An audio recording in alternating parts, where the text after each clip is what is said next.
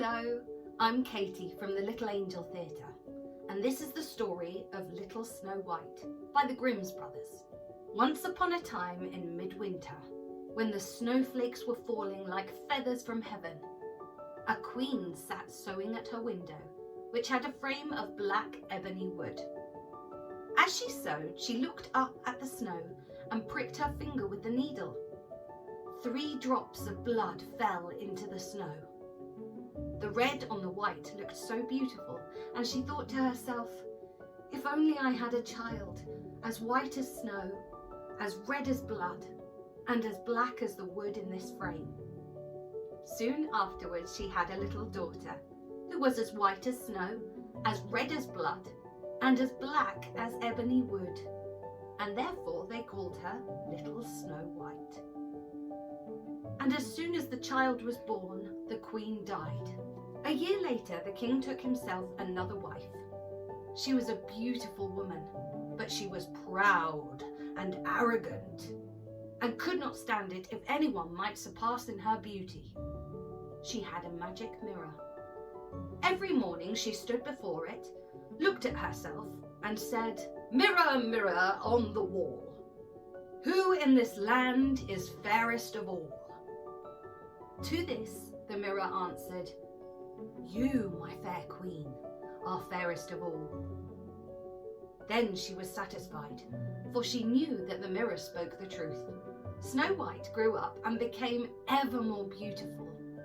When she was 7 years old, she was as beautiful as the light of day, even more beautiful than the queen herself. One day when the queen asked her mirror, "Mirror, mirror on the wall, who in this land is fairest of all?" it answered, "You, my queen, are fair, it is true, but Snow White is 1,000 times fairer than you."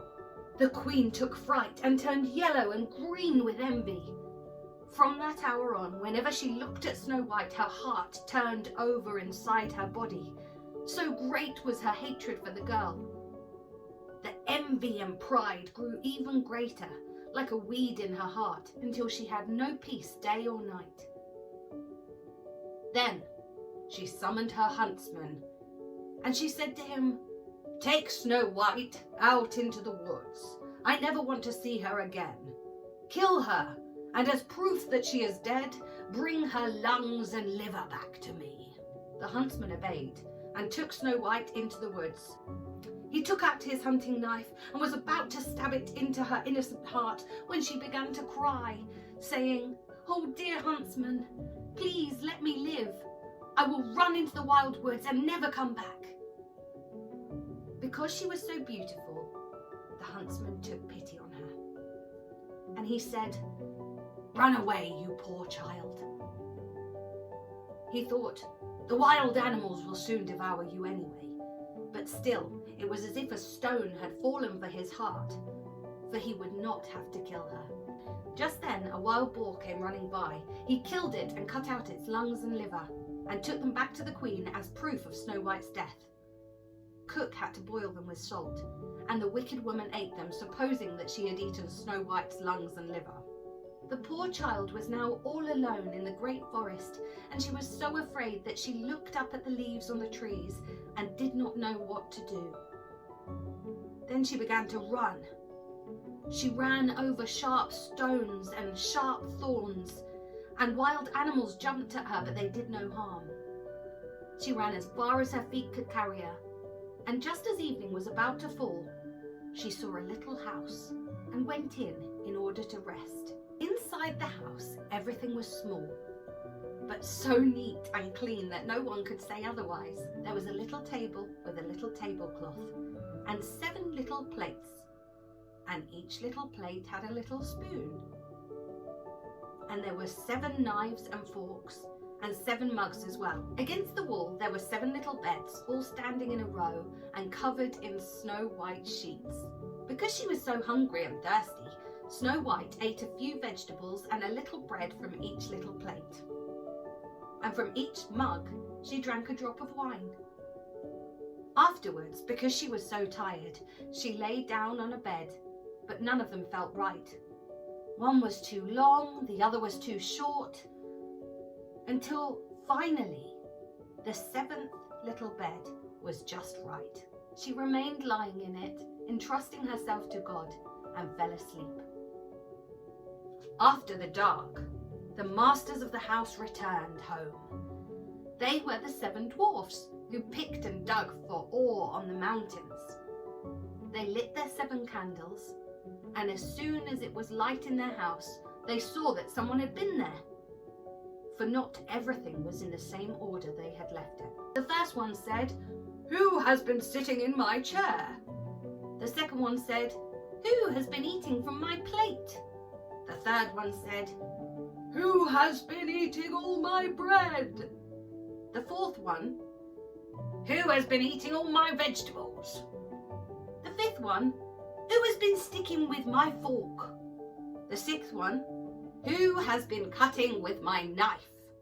The seventh, "And who has been drinking from my mug?"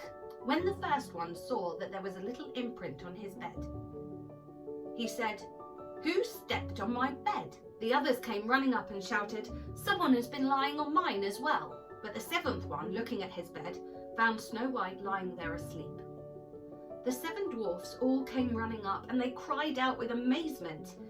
They fetched their 7 little candles and shone the light on Snow White. "Oh, good heaven, they cried. "This child is so beautiful." They were so happy that they did not wake her up, but let her continue to sleep there in the bed. The 7th dwarf had to sleep with his companions, 1 hour with each one, and then the night was done. The next morning Snow White woke up, and when she saw the 7 dwarfs, she was frightened, but they were friendly and asked, "What is your name?" "My name is Snow White," she answered. "How did you find your way to our house?" the dwarfs asked further. Then she told them that her stepmother had tried to kill her, and that the huntsman had spared her life, and that she had run the entire day, finally coming to their house. The dwarf said, "If you will keep house for us, and cook, make beds, wash, sew and knit, and keep everything clean and orderly, then you can stay with us, and you shall have everything that you want." "Yes," said Snow White, "with all my heart." So she kept the house for them. Every morning they went into the mountains looking for ore and gold, and in the evening when they came back home, their meal had to be ready. During the day the girl was alone. The good dwarfs warned her, saying, "Be careful about your stepmother. She will soon know that you are here. Do not let anyone in." Now the queen, believing that she had eaten Snow White's lungs and liver, could only think that she again was the first and most beautiful woman of all. She stepped before her mirror and said, "Mirror, mirror on the wall, who in this land is fairest of all?" It answered, "You, my queen, are fair, it is true. But Snow White beyond the mountains, with the 7 dwarfs, is still 1,000 times fairer than you." This startled the queen, for she knew that the mirror did not lie, and she realised that the huntsman had deceived her and that Snow White was still alive. Then she thought, and she thought again. How could she kill Snow White? For as long as she was not the most beautiful in the entire land, her envy would give her no rest. At last she thought of something. Colouring her face, she disguised herself as an old peddler woman, so that no one would recognise her. In this disguise she went to the house of the 7 dwarfs.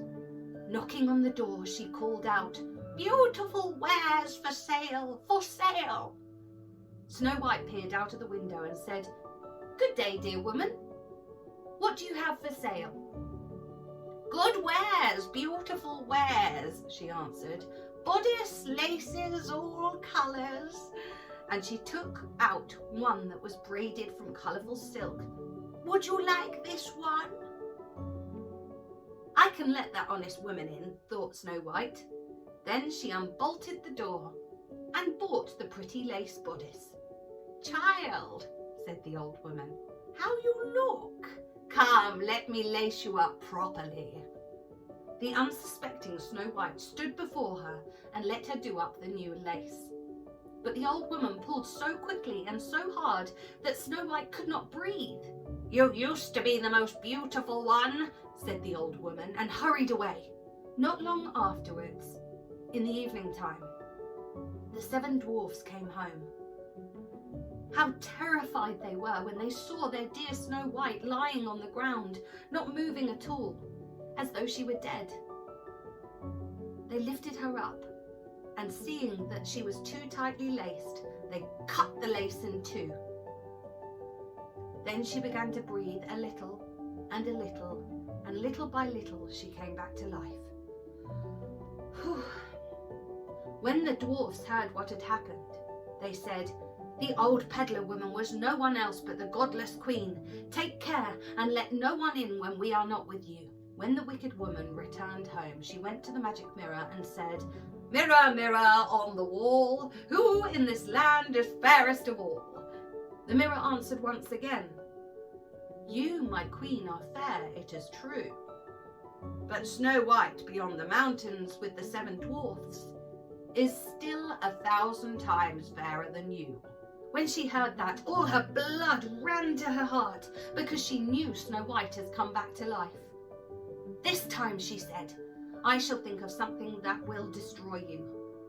Then, with the art of witchcraft, which she understood, she made a poison comb. Then she disguised herself, taking the form of a different old woman. Thus she went across the 7 mountains to the 7 dwarfs, knocked on the door and called out, "Good wares for sale, good wares for sale."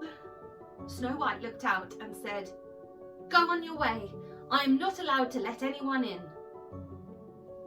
"You surely may take a look," said the old woman, pulling out the poison comb and holding it up. The child liked it so much that she let herself be deceived, and she opened the door. After they had agreed on the purchase, the old woman said, "Now let me comb your hair properly, my dear." She had barely stuck the comb in Snow White's hair when the poison took effect and the girl fell down unconscious. "You specimen of beauty," said the wicked queen. "Now you are finished," and she walked away. Fortunately, it was almost evening and the 7 dwarfs came home. When they saw Snow White laying on the ground as if she was dead, they immediately suspected her stepmother. They examined her and found the poison comb. They had scarcely pulled it out when Snow White came to herself and told them what had happened. Once again they warned her to be on her guard and not to let anyone else in. Back at home, the queen stepped before her mirror and said, "Mirror, mirror on the wall, who in this land is fairest of all?" The mirror answered, "You, my queen, are fair, it is true, but Snow White beyond the mountains with the 7 dwarfs is still 1,000 times fairer than you." When the queen heard the mirror saying this, she shook and trembled with anger. "Snow White shall die," she shouted, "if it costs me my life." Then she went into her most secret room. No one else was allowed inside. And she made a poisoned apple. From the outside it was beautiful, white with red cheeks, and anyone who saw it would want it. But anyone who might take a little piece of it would die. Then, colouring her face, she disguised herself as a peasant woman, and thus went across the 7 mountains to the 7 dwarfs. She knocked on the door. Snow White stuck her head out the window and said, "I am not allowed to let anyone in. Dwarfs have forbidden me to do so." "That is all right with me," answered the peasant woman. "I'll easily get rid of my apples. Here, have one. I'll give you one." "No," said Snow White, "I cannot accept anything." "Are you afraid of poison?" asked the old woman. "Look, I'll cut the apple in 2. You eat the red half, and I shall eat the white half." Now the apple had been so artfully made that only the red half was poisoned. Snow White longed for the beautiful apple, and when she saw that the peasant woman was eating a part of it, she could no longer resist. And she stuck out her hand and took the poisoned half. She barely had a bite in her mouth when she fell down to the ground dead. The Queen looked at her with a gruesome stare. She laughed loudly and said, white as snow, red as blood, black as ebony wood. This time the dwarfs cannot awaken you.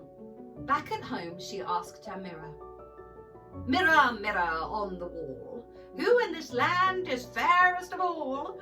It answered, You, my queen, are fairest of all. Then her envious heart was at rest, as well as an envious heart can be at rest. When the dwarfs came home that evening, they found Snow White lying on the ground. She was not breathing at all. She was dead. They lifted her up and looked for something poisonous. They undid her laces. They combed her hair. They washed her with water and wine, but nothing helped. The dear child was dead, and she remained dead. They laid her on a bier, and all 7 sat next to her and mourned for her and cried for 3 days. They were going to bury her, but she still looked fresh as the living person, and still had her beautiful red cheeks. They said, We cannot bury her in the black earth. And they had a transparent glass coffin made, so she could be seen from all sides. They laid her inside, and with golden letters wrote her name on it, and that she was a princess. Then they put the coffin outside on a mountain, and one of them always stayed with it and watched over her. The animals too came and mourned for Snow White. First an owl, then a raven, and finally a dove. Snow White lay there in the coffin for a long, long time. And she did not decay, but she looked like she was asleep, for she still was as white as snow, and as red as blood, and as black-haired as ebony wood. Now it came to pass that a prince entered the woods and happened onto the dwarf's house. He saw the coffin on the mountain with beautiful Snow White in it, and he read what was written in gold letters. Then he said to the dwarfs, Let me have the coffin. I will give you anything you want for it.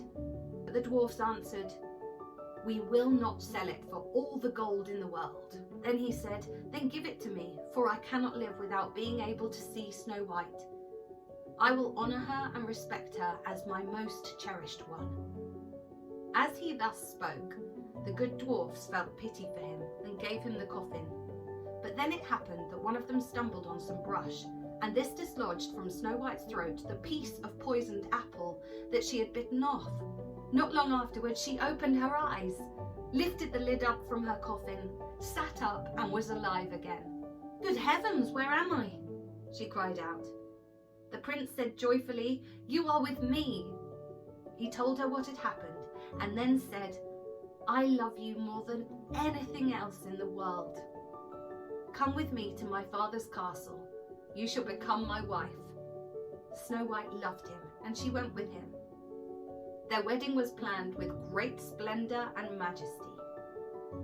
Snow White's godless stepmother, who was also invited to the feast, after putting on her beautiful clothes, she stepped before her mirror and said, Mirror, mirror on the wall, who in this land is the fairest of all? The mirror answered, You, my queen, are fair, it is true, but the young queen is 1,000 times fairer than you. The wicked woman uttered a curse and became so frightened that she did not know what to do. At first, she did not want to go to the wedding, but she found no peace. She had to go and see the young queen. When she arrived, she recognized Snow White, and terrorized, she could only stand there without moving. Then they put a pair of iron shoes onto burning coals. They were brought forth with tongs and placed before her. She was forced to step into the red-hot shoes and dance until she fell down dead. The end.